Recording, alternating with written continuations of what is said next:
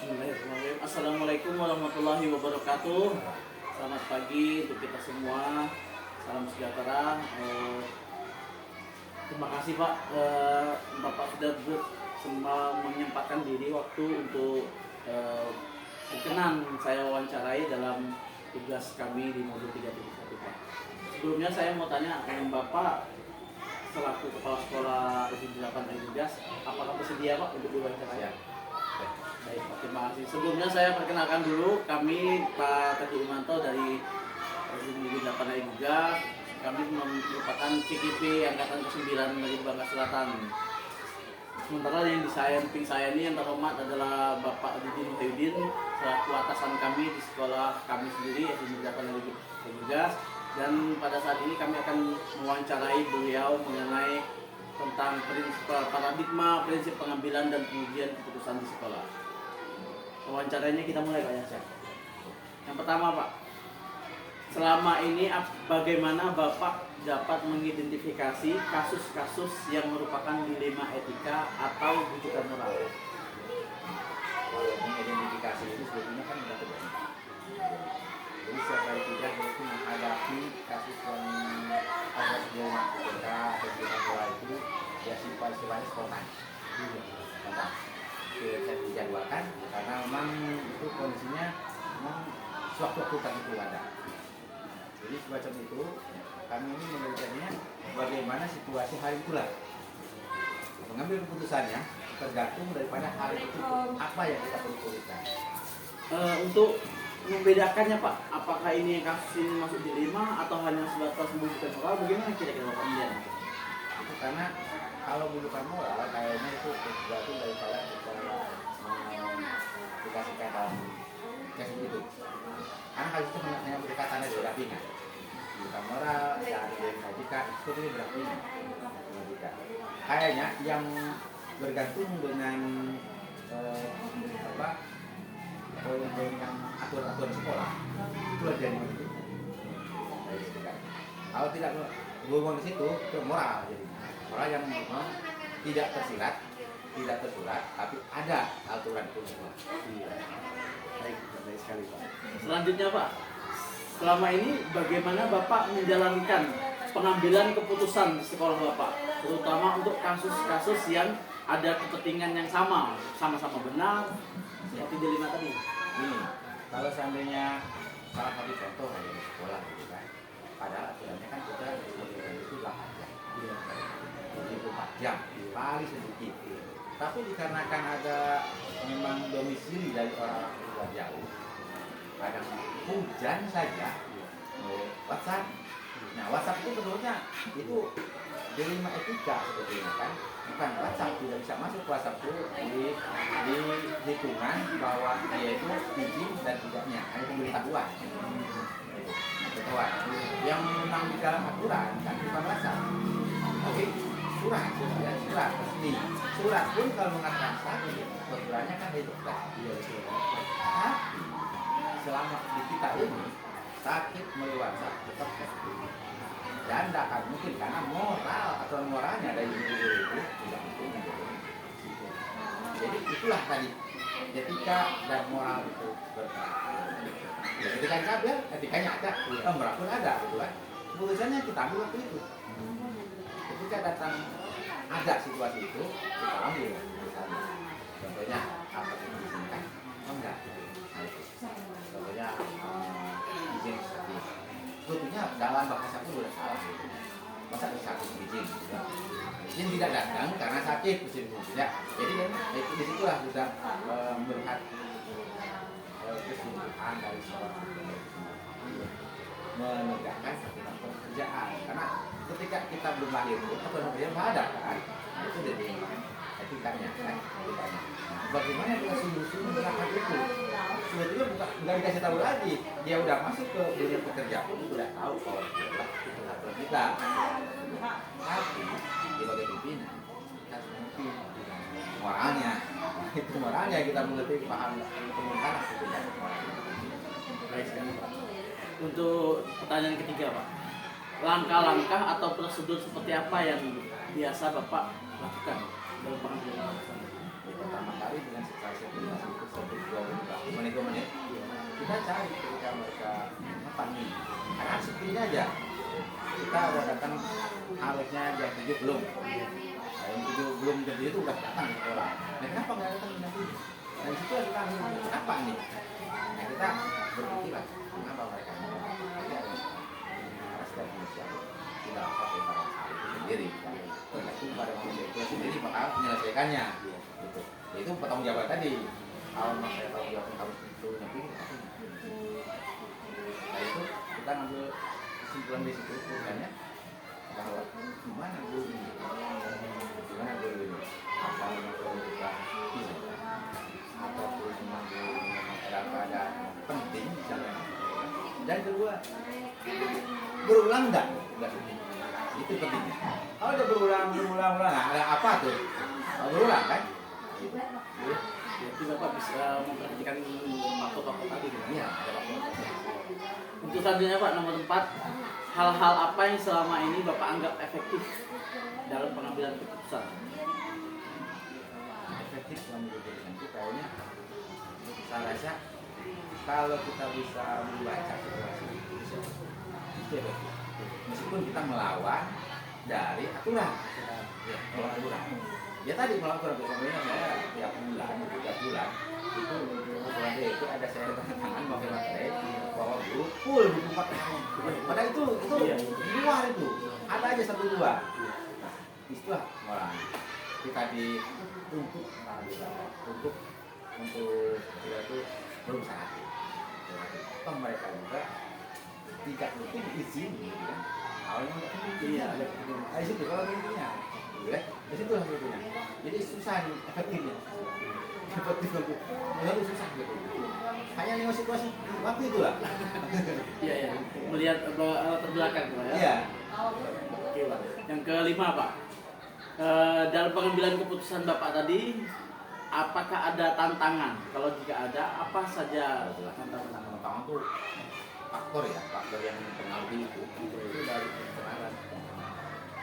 Internal sendiri yang berulang itu kita kasih yang biasanya rajin itu akan mempengaruhi nanti dia sikap dia gitu kan ya maksudnya nih tiap hari Sabtu dia nggak datang tempat tegur itu moralnya yang berfungsi di situ bukan dengan moral terhadap aturan harinya akhirnya kita guru yang bisa rajin itu akan dipengaruhi itu dia juga tuh gitu kan itu faktornya.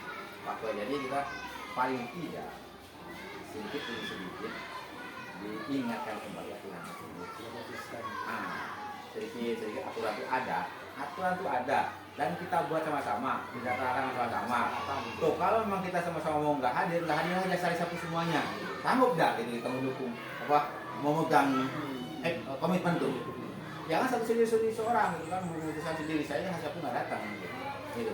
Yang keduanya faktor lain eksternal ya dari luar sekolah juga dari memang kita asal ya kita mengenai hal itu ada itu ya ada yang mempengaruhi kondisi kita sekolah pengaruh kondisi kita Bagus sekali Pak. Yang keenam Pak ya, apakah Bapak memiliki jadwal tertentu dalam menyelesaikan kasus bullying tadi? Atau tidak mungkin apakah Bapak menyelesaikannya di tempat tertentu? Dan memiliki prosedur seperti apa ya gini kalau dengan etika itu di rumah etika moral gitu memang seharusnya lihat kasus itu apakah kasus itu bersama apa kasus individu kalau ini kasus individu contohnya ada yang di hari itu kan moral dia sudah bermasalah gitu kan jangan sampai dia itu merasa orang lain gitu kan maksudnya panggil kita ajak dialog gimana sisi yang bisa kita pecahkan. Kenapa? Karena nanti kalau kita ajak sama-sama di luar apa gitu kan itu mungkin ada hubungan itu nah ada lagi yang harus disepakati bersama contohnya mungkin jadwal yang harus kita sepakati bersama jam 7 harus ada sekolah sama anak mulai upacara bendera gitu kan kamu nanti dari jam 7-8 kenapa nih kita tanya semua apa faktor ini mulai hari berarti melihat situasi Situasi. kasus lagi Pak. kasusnya. Ya, baik, sekali, Pak. Yang nomor 7 Pak, adakah seseorang yang selama ini mempermudah dan membantu Bapak dalam mengambil keputusan di rumah itu? Ada pasti. Kita juga tidak ambil langsung pulang gitu. Hal yang susah, berat, pasti kita nanya gimana. Karena pendapat seseorang itu penting pendapat. Kita nanya seorang yang kompeten, gitu kan, yang kira-kira kasih bisa. So kita berbagi kasus. Sekarang contohnya kalau sifatnya eksternal dengan luar di lingkungan sekitar, kita bertanya kepada dewan-dewan dulu yang itu sendiri mana kasih inisial masalahnya kita sesuai yang bilang mau masuk itu kan kita internal atau eksternal kita tanya guru yang tinggal di situ atau masyarakatnya kenapa gimana sifat keluarganya kalau dari itu baru kita ada Iya, berarti pasti melibatkan. iya Terima kasih Pak. Yang untuk terakhir Pak, nomor 8, dari semua hal yang Bapak sampaikan tadi, pembelajaran apa yang bisa Bapak ambil saat mengambil keputusan di rumah kita? ya ini ketegasan kita ketegasan menetapkan ini ada aturannya ini dia aturan dia soalnya aturan itu memang ada dua hal antara pasar dan ketegasan tadi pasar kita bilang akan sesuatu kalau kita bilang ini karena dia udah tua gitu kan kita bilang ini ada aturannya tersinggung tapi kita di sini kita harus bisa menegakkan aturannya jadi asalnya kuncinya sebetulnya konsisten kita di dalam menegakkan itu konsisten aja berulang karena setiap yang berulang kayaknya lebih baik itu berulang posisinya kita ada kasus ini kasus yang berulang juga apa kasus memang yang spontan hal itu nggak ada lagi nantinya contohnya nggak diharapkan kasusnya siswa ada berantem gitu kan siswa ada selisih paham dengan kawannya itu kasus tidak akan kita ada pihak terdepan karena tidak ingin bila ada lagi siswa yang berulang kasus berulang izin sakit itu izin sakit itu berulang biasanya tuh kalau dia keenaan tadi dong dikit izin itu tinjau kembali kadang saya panggil karena mereka tersinggung juga mereka tersinggung kalau kita bilang kenapa begini ya terserah menegakkan hendaknya toh kita sampai saat ini juga TWP ini nggak pernah dipotong gitu kan karena TWP kan sekarang dinas pun Pemda pun tidak aturannya dikumpulkan dengan nilai ya TWP kita tapi aturan kehadiran nggak ada guru yang udah pernah hadir kita bisa sama gitu. Kalau ada yang nilai dengan prestasi udah beda kumpulan kita hanya dengan hadiah juga ya itu letak di rumah juga jadi masih rumah bagi mereka yang rajin tidak ada bagi mereka yang memang nggak rajin gitu ya di bawah yang rajin lah bawah rajin nggak ada lagi apa tuh namanya hukuman kan nggak ada jadi itulah ini memang berkepanjangan terus nggak dalam menyelesaikan itu rumit gitu mau beberapa pihak harus bisa bersatu gitu kayak Itu selalu berkesinambungan. iya itu kasus yang memang luar biasa itu rumit itu Memang butuh waktu lah pasti. iya tapi kita optimis yakin optimis bahwa satu waktu akan Jadi alhamdulillah sudah selesai semua pertanyaan dari yang kami buat Pak sesuai dengan kepentingan Bapak sebagai pemimpin pelajaran, pemimpin di sekolah ini dalam hal berhadapan dengan kasus-kasus di rumah kita. Apa yang telah Bapak sampaikan ini akan menjadi pembelajaran bagi kami Pak dan akan dicatatkan kami ke depannya dan bisa kami analisa dan kami sandingkan dengan kepala sekolah yang ada di tempatnya. Saya kata kami ucapkan terima kasih atas jawaban dan kesempatan Bapak sudah berbagi hasil, berbagi sharing, berbagi pengalaman kepada kami. Kami mohon maaf bila mengganggu waktu Bapak. Saya kata kami ucapkan kami akhiri wassalamualaikum warahmatullahi wabarakatuh.